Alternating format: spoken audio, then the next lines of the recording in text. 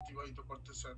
আল্লাহ পাক সকলকে সহি সালামতে সসম্মানে দিনের খেদমত আঞ্জাম দেওয়ার তৌফিক দান করুন। আমাদের প্রিয় মুফতি সাহেবুল্লাহ রহমতুল্লাহ আলাইহি অত্যন্ত সময় উপযোগী এদেশের ছাত্র সমাজকে ঐক্যবদ্ধ রাখার লক্ষ্যে, সুন্নিয়তের পতাকা তুলে রাখার লক্ষ্যে, বাতিলের মোকাবিলায় সশস্ত্র সংগ্রাম, আদর্শের সংগ্রাম সংগঠন। আজকের দিনে আমরা বলতে পারি যে যারা এই সংগঠনে তাদের প্রত্যেকই আল্লাহ পাক সম্মানের জীবন, কামিয়াবের জীবন দান করেছেন। আগামী দিনেও যারা এই সংগঠনে খলুসিয়তের সাথে খেদমত আঞ্জাম দেবে, তাদের প্রতি আমাদের আশা সুপ্রতিষ্ঠিত হয়ে দিনের খেদমত।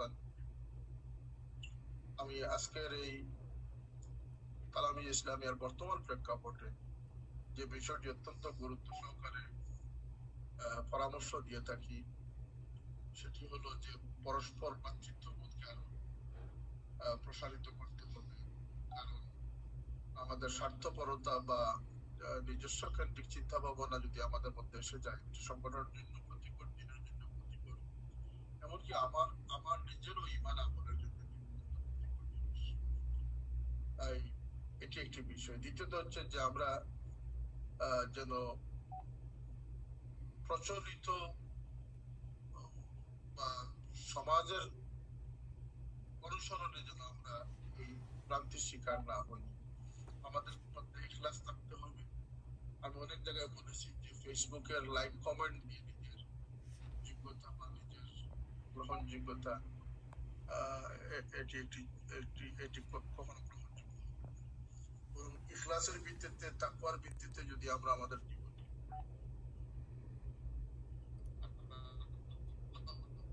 যদি আমাদেরকে সামান্যতম দান করেন, তাহলে সেটা হবে আমাদের দুনিয়া প্রাপ্তি।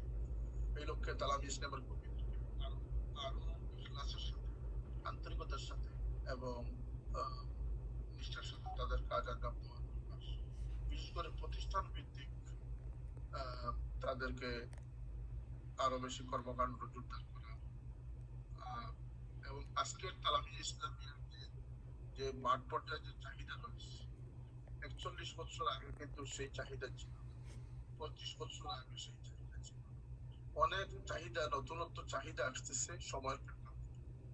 আমাদের সময়ের সাথে মিলে এবং বাতিলও আগে যে ধরন ছিল এখন আর সেই ধরন নেই। আগামী বছর খানেকের মধ্যে সরাসরি কুফরি কালাম নিয়ে স্টেজে ওয়াজের মহফিলে বক্তা নামদারিদের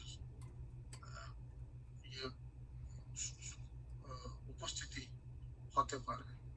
আজকের দিনে ইউটিউব চ্যানেল গুলোতে ফতোয়ার নামে আল্লাহ নবীর মা বাবাকে প্রকাশ্যে দুজকি সাব্যস্ত করার জন্য ঘোষণা দেওয়া হচ্ছে। আগে তার কিন্তু এমন বেয়াদবি ছিল না।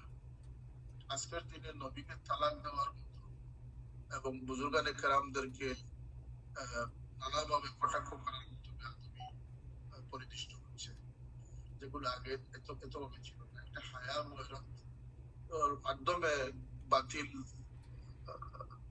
ছিল। বাতিলের মধ্যে একটা চক্ষু লজ্জার একটা বিষয় ছিল। নির্লজ্জতা এবং পক্ষপাত দৃষ্টতা এত বেশি ব্যাপক হয়েছে যে এগুলো সমাজ থেকে দূর করাটাও আমি মনে করি যে তালামি ইসলামিয়া বা জুমানে আল ইসলাম দায়িত্ব। সমাজের যে অন্যায়, অবিচার, যে বেহায়া এবং করে করে যে আল্লাহর সৈনিক হিসাবে তালামি ইসলামিয়ার উপস্থিতি সর্বত্র থাকা